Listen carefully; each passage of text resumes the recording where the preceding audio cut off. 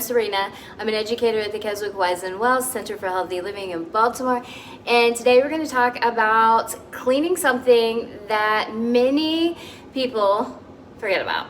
And that is your makeup brushes, your sponges, your tools, and your actual makeup. Right now, we are living in a pandemic. We are worried about a virus. We are so concerned with, wiping down our doorknobs and, making sure our hands are extra clean, things like that. But what we forget is we use these tools every single day, and we are basically transferring dirt, oil, and bacteria on a good day, not in a pandemic, between both our skin and then back into our products. So it is absolutely vital that you are regularly cleaning your tools. Now, the other thing is that even if we weren't in a pandemic, you should be cleaning these at a minimum of once a month. Even more often if you are changing up and using multiple types of products, like switching between like a cream and a powder within the same tool, and or if you are allowing someone else to use your tools. In terms of strictest hygienes, there should really be no sharing of your brushes, and definitely no sharing of things like eyeliner or mascara, things like that. Those are just a really, really great way to get an eye infection. So we're going to talk about cleaning these tools today. Big thing here is when you clean your tools, ideally you want to use something that will both get rid of bacteria and dirt, but also condition your brushes. And there's a million different products out there. You can create your own. My personal preference, because I also work part-time as an amateur makeup artist, is something that is a pro-grade quality product, but that also is all natural. I personally don't like the synthetic, the alcohols, things like that on my brushes, because it actually cuts their lifetime down. The other thing that you want to think about in terms of cleaning your brushes and your sponges is that actually extends their life. So if you buy yourself a good set of makeup tools, by keeping them clean and conditioned, your bristles will stay soft, your handles will stay glued together, and all your pieces will stay together. And so that investment becomes definitely money saving. So what I'm going to use today to clean my brushes is what I use every day here at home, and it's a brush and sponge cleaner by Lime Life Bio Cone. I love this one because it's tea tree and coconut milk. So tea tree is going to kill the bacteria and potentially any virus. The warm water is going to help with that as well. And then the coconut milk oil actually conditions and keeps these bristles soft and pretty and fluffy. Now, one of the things that most people think of is like, oh, my brushes aren't that dirty. So your brushes will be super fluffy if they are clean, and they will get tighter and tighter. Same thing with your sponges, and I'll show you that as we go along.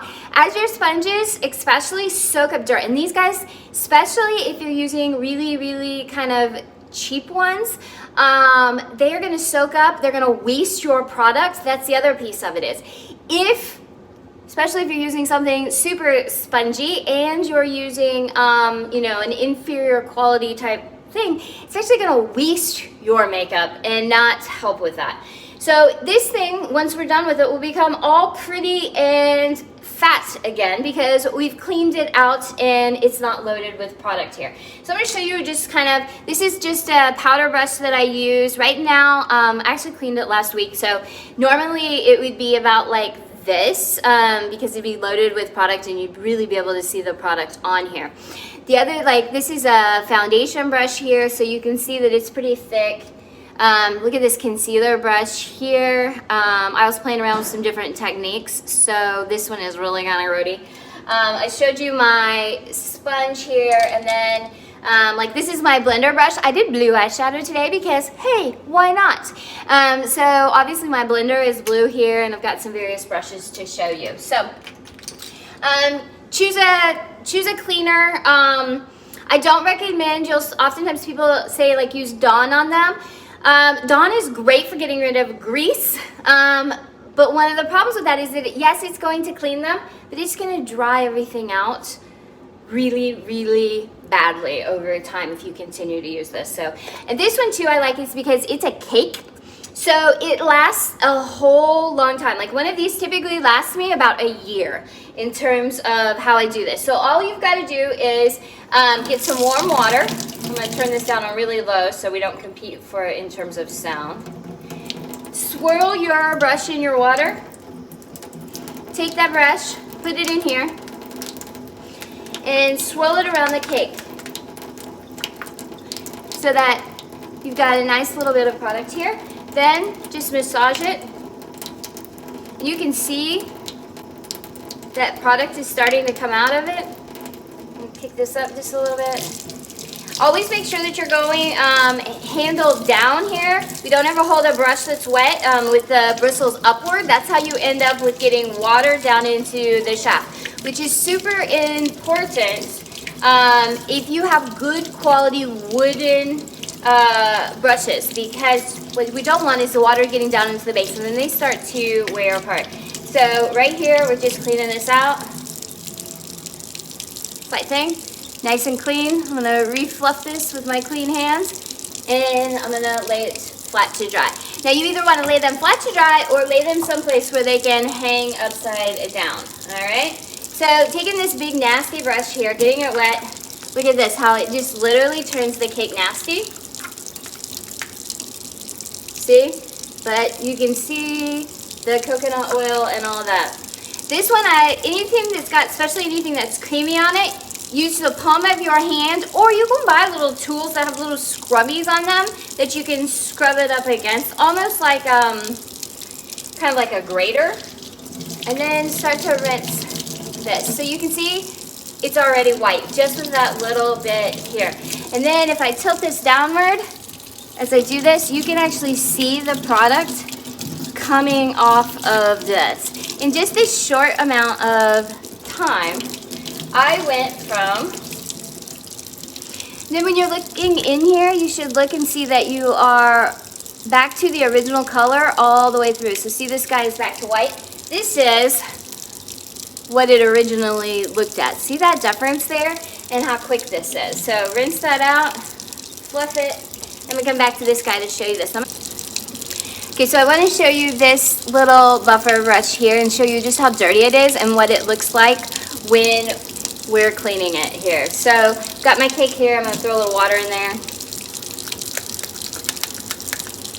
Got it wet. So you can see here that it's already starting to neutralize all this cream makeup here. And as I squish it and squirt, look at that. Like, that's all this product. And I'm going to tell you this, that this is the amount of product that I think I've used this brush maybe 3 times since it's been washed. And think about how much of your makeup and everything that you're losing as you go in here. So hopefully this picks up. There it goes. So you can see it start to pool in the bottom of my sink here. That's all the makeup and dirt and oil and anything else that's in these brushes. So if you look at this brush here, you can see that it's still not quite white. So see, when I do this, it shows me all this product that's still in there. Now it's coming out. It's a super quick process, to be honest. I mean, I probably have 50 brushes. It's getting a little too warm. We want warm water, not hot water. And it only takes me like maybe 10 minutes to clean these and then set them out to dry. So now, look how pretty and white and clear and clean this brush is. Alright, so let's grab this guy.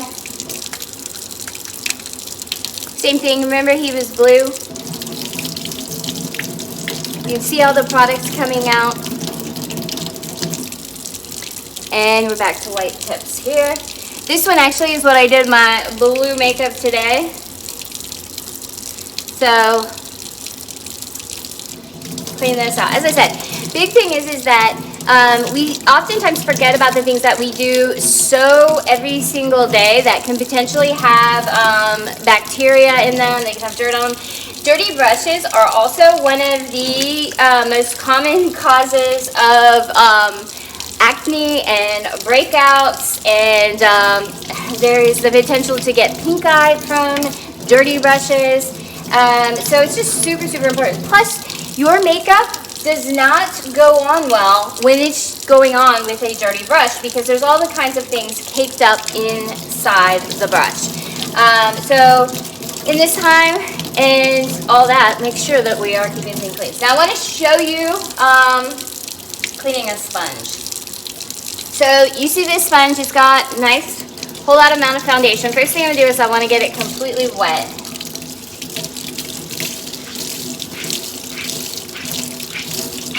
So now you can really see how much product is embedded in this sponge.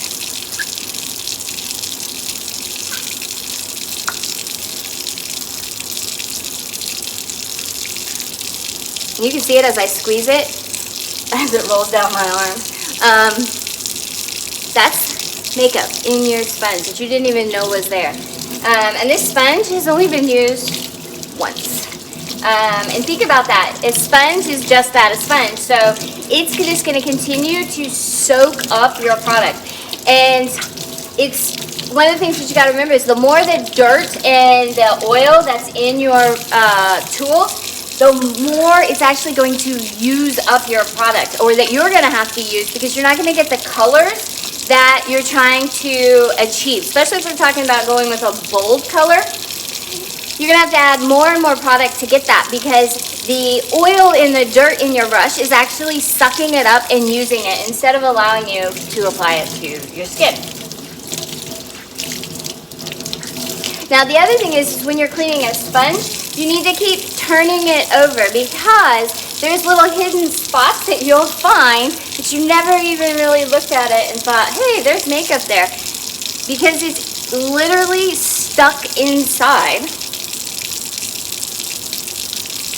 It's going to be trying to find its way out.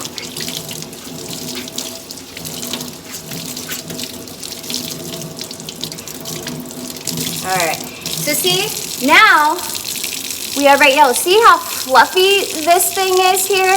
And it's all clean. This is the size it's supposed to be when it's brand new and it's clean. So basically you're allowing your products to be restored back to their like new. So it's like a factory reset in terms of that. Plus you don't have to worry about all that. So this guy here is a smaller version of this one, and it's clean, but see how bright yellow it is? Nice and fluffy here on the bigger one. It's restored back to its full size. This is a smaller version of it and is clean and nice and compact.